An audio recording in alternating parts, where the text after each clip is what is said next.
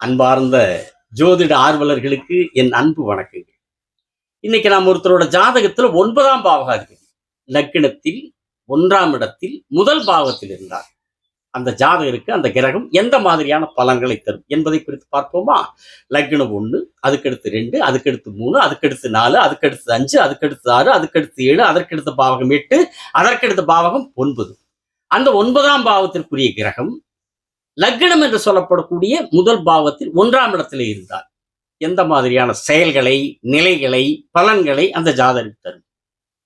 முதல்ல அந்த 9ஆம் பாவகாதிபதி லக்னத்துல இருக்கிறதே அந்த ஜாதகர் செஞ்ச பெரிய யோகம். அந்த ஜாதகருக்கு யோகம், அதிர்ஷ்டம், பாக்கியம் எல்லாமே. 9ஆம் அதிபதி லக்னத்தில் இருக்கிறதுங்கிறதே இன்னும் சொல்ல போனால் பூர்வத்தில் செஞ்ச மிகப்பெரிய புண்ணியம் தான் அந்த 9ஆம் பாவகாதிபதி அந்த ஜாதக லக்னத்தில் இருக்கிற ஒரு அமைப்பை ஆண்டவன் கொடுத்திருக்கார்.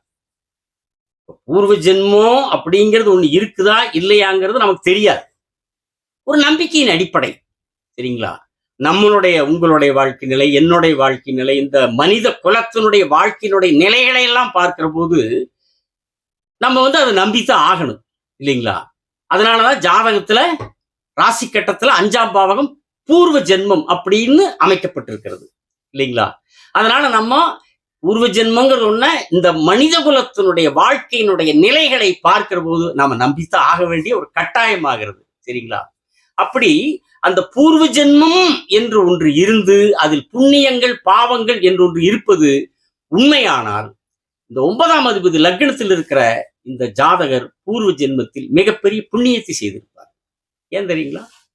இந்த மாதிரி ஜாதகர்களைத்தான் மற்றவர்கள் கையெடுத்து வணங்கி மதித்து கிட்டத்தட்ட கடவுளுக்கணையாக கருதுவார். நீங்க பலர் பேசிக்கிறத கூட நீங்க பார்த்துருக்கலாம். படங்கள்லையும் கூட அந்த மாதிரி காட்சிகள் எல்லாம் அமைச்சிருக்கிறாங்க. அவங்க சாமி மாதிரி யாரா இருந்தாலும் சரி, ஒரு உதவின்னு போனா அவ இல்லைங்காம செய்யக்கூடிய ஒரு தெய்வமாட்ட கடவுளாட்ட காப்பாத்துவாங்க அப்படின்னு பேசிக்கிறத நம்ம நேர்லயும் பார்த்துருக்கிறோம், கேள்விப்பட்டிருக்கிறோம், படங்கள்லையும் நம்ம பார்க்கிறோம், இல்லைங்களா?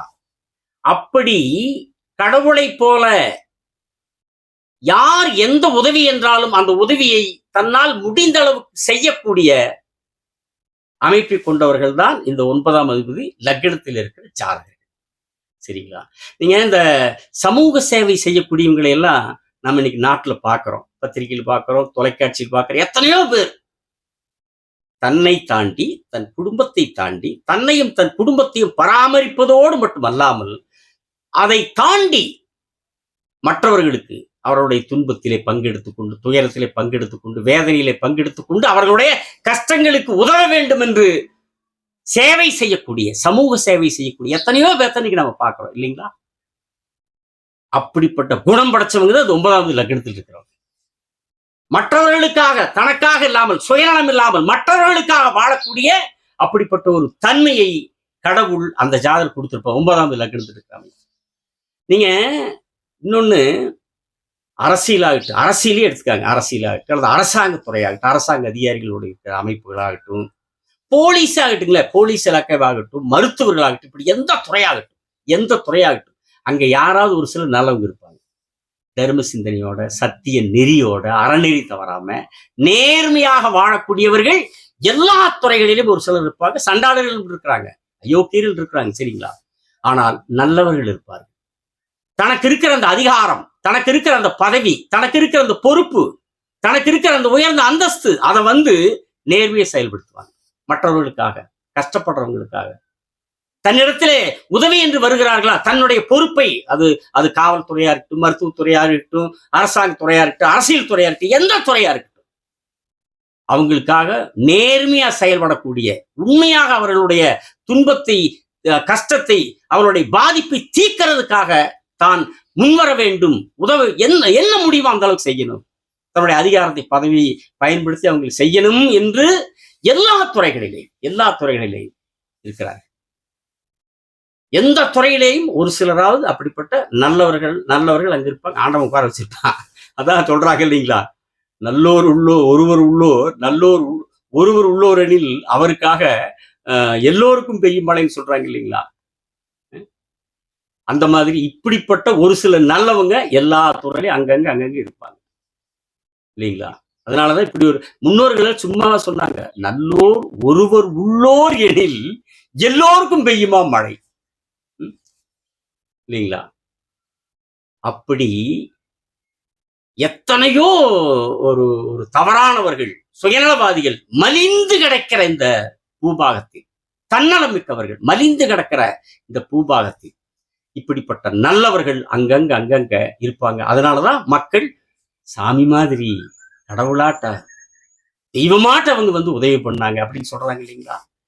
அப்படிப்பட்டவங்களுக்கு தான் அந்த மக்களுடைய அந்த போற்றுதலும் புகழும் வாழ்த்துதலும் வணங்குதலும் கிடைக்கும்.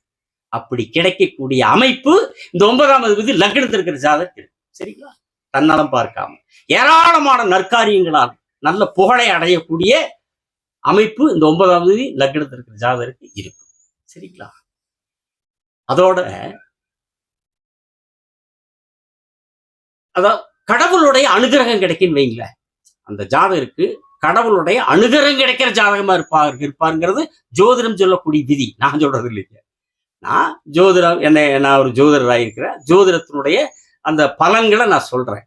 என்ன ஜோதிடம் சொல்லுதோ அதை சொல்றேன். அந்த அதை ஒருத்தருடைய ஜாதகத்தை பார்த்தா அது இன்னென்ன மாதிரி இந்த கட்டத்தில் இது நடக்குங்கிற கணிக்கக்கூடிய ஒரு ஒரு ஒரு அறிவை ஒரு ஞானத்தை கடவுள் கொடுத்துருக்கான், பிச்சையா போட்டிருக்கான். சரிங்களா? அவ்வளவுதான். ஆனா இது என்ன விதி சொல்லுது, அந்த விதியைத்தான் நாம பார்க்கிறோம், பேசுறோம், சொல்றோம். இல்லைங்களா? அப்படி கடவுளின் அனுகிரகம் கிடைக்கக்கூடிய ஜாதகரா அந்த 9ஆம் லக்னத்தில் இருக்கிற ஜாதகம் பார் என்று ஜோதிடத்தில் விதி. ஏன்? இப்ப லக்னம்ங்கிறது என்னங்க? ஜாதகர். 12 ராசி கட்டம் இருக்கு இல்லைங்களா? எல்லா ஜாதகத்திலையும் எண்ணினீங்கன்னா 12 ராசி கட்டம் இருக்கு. சரிங்களா? அதுல லா போட்டிருக்கிறது லக்னம். அது யாரை குறிக்குது? ஜாதகர். லக்னம், லக்னம்னா ஜாதகர், லக்னாதிபதினா ஜாதகர். அவரு தான். அவர் யாரு, எப்படி, என்ன, எப்படிப்பட்ட செயல் உள்ளவர், எப்படிப்பட்ட எண்ணம் உள்ளவர், எப்படிப்பட்ட சிந்தனை உள்ளவர், எப்படிப்பட்ட நிலை உள்ளவர், எல்லாத்தையும் சொல்றது லக்ன பாவம். 9ஆம் பாவம் என்னங்க? மற்ற லக்னத்தை தவிர 11 ராசி கட்டங்களிலேயும் மிக உயர்ந்த பண்புகளை, தன்மைகளை, காரகத்துவங்களை கொண்டிருக்கிற பாவம் 9ஆம் பாவம். அதுலதான் நேர்மை, ஒடுக்கம், சத்தியம், தர்மம், தானம், கடவுள் பணி, இறைப்பணி, ஆன்மீக பணி, புண்ணிய ஸ்தலங்கள், ஞானம், கடவுளையே இருக்கக்கூடிய அமைப்புன்னு சொல்லுது 9ஆம் பாவம். சுருக்கமா சொன்னா 9ஆம் பாவம் என்பது கடவுளின் வீடு அப்படின்னு சொல்லுறாங்க. சரிங்களா? அப்படிப்பட்ட 9ஆம் பாவகாதிபதி போய் லக்னத்துல ஜாதகரை குறிக்கிற அந்த லக்னத்தில் உட்கார்றப்ப அந்த ஜாதகர் எப்படி இருப்பார்? அந்த 9ஆம் பாவக தன்மைகள் என்னவோ அந்த தன்மைகளில் செயல்படக்கூடிய ஜாதகர். அந்த தன்மைகள் தான், அந்த தன்மைகளில் செயல்படக்கூடிய ஜாதகராக இருக்கிற போது அந்த தன்மைகளின் அடிப்படையிலே தான் மற்றவர்களுடைய துன்பத்தை போக்குகிற, கஷ்டத்தை நீக்குகிற, தன்னால் ஆன சேவைகளை, நற்பணிகளை, நல்ல காரியங்களை மக்களுக்கு செய்யக்கூடிய, ஏழையின் கண்ணீரை துடைக்கிற ஒரு உத்தமனான ஒரு குணம் கொண்ட அமைப்பை இந்த 9ஆம் பாவகாதிபதி லக்னத்தில் இருக்கிறப்ப அந்த ஜாதகருக்கு தரும் என்பது ஜோதிடத்தினுடைய விதி. சரிங்களா? அப்படிப்பட்ட, இன்னும் சொல்ல போனா, நீங்க அப்படிப்பட்ட ஜாதகர்களுக்கு குருமார்கள் இருப்பாங்களா? ஒவ்வொரு காலகட்டத்திலும் ஏதோ ஒரு அமைப்புல தாங்கள் சார்ந்த துறையில குரு இருப்பாங்க இல்லைங்களா? அந்த குருவுடைய முழுமையான மனப்பூர்வமான ஆசியும் வாழ்த்துக்களும் அவங்களுக்கு கிடைக்கும். பெரியவங்க ஆசி, குருமார்களுடைய ஆசி. அவங்க பழகிறதே பாருங்க உயர்ந்த மனிதர்களோட தான் பழகிறது. உயர்ந்த மனிதன் நல்ல உயரமா வளர்த்தியா இருக்கிறவங்க இல்லைங்க. சமூகத்துல உயர்ந்த அமைப்பில் மக்களால் போற்றக்கூடிய, மக்களிடத்திலே பிரபலமான, புகழடைந்த, நல்ல செல்வாக்கு மிக்கவர்களோட அவங்களோட தொடர்பு பழக்கமில்ல இருக்கு இந்த 9ஆம் லக்னத்தில் இருக்கிற ஜாதகர்களுக்கு. விஐபி, விவிஐபி அப்படின்னு சொல்றாங்க இல்லைங்க? அந்த மாதிரி விஐபி, விவிபின்னு விவிவிபி எல்லாம் இருக்கிறாங்க. எப்படி சண்டாளனுங்களே இருக்கிறானுங்க, அயோக்கியனுங்க எல்லாமே இந்த நாட்டுல இல்லைங்களா? வெறும் விவிஐபியா இருப்பான். அவன் பண்ற அயோக்கியத்தனம், அட்டகாசம், அவன் பண்ற கேவலமான பொறுக்கித்தனம் எல்லாம் நம்ம பார்க்கிற அன்றாட பத்திரிகையில, தொலைக்காட்சி பார்க்கிற அந்த மாதிரி அயோக்கியத்தனமான, சண்டாளத்தனமான விஐபிகள் அல்ல. சமுதாய சிந்தனை உள்ள விஐபிகள், சமூக பொறுப்புள்ள விஐபிகள், உயர்ந்தவர்கள். அந்த மாதிரி அது எல்லாம் எந்த அமைப்பா இருக்கலாம், எந்த அமைப்பு, அந்த அமைப்புகள்ல நேர்மையாக செயல்படக்கூடியவர்கள், சத்தியம் தர்மம் நெறி தவறாமல் செயல்படக்கூடிய அந்த மாதிரி உயர்ந்தவர்களோடு பெரியவர்களோடு இந்த ஜாதகர் தொடர்புகளை நட்புகளை வச்சிருப்பார். சரிங்களா? இப்படிப்பட்ட ஒரு அற்புதமான அமைப்பை 9ஆம் பாவதி லக்னத்தில் இருக்கிற போது அந்த ஜாதகரை செயல்பட வைப்பார். சுருக்கமாக சொன்னால் அந்த 9ஆம் பாவகாது லக்னத்தில் இருக்கிற போது சமூக பொறுப்புள்ள, இரக்கமுள்ள, நல்ல தர்ம சிந்தனை உள்ள, நேர்மையான இதயமுள்ளவராக செயல்படுவார் என்பது ஜோதிடத்தினுடைய விதி. சரிங்களா? அதே நேரத்துல அந்த ஜாதகத்தினுடைய லக்னாதிபதி எப்படி இருக்கிறார் என்பதையும் நாம் பரிசீலனைக்கு எடுத்துக்கொள்ள வேண்டும்.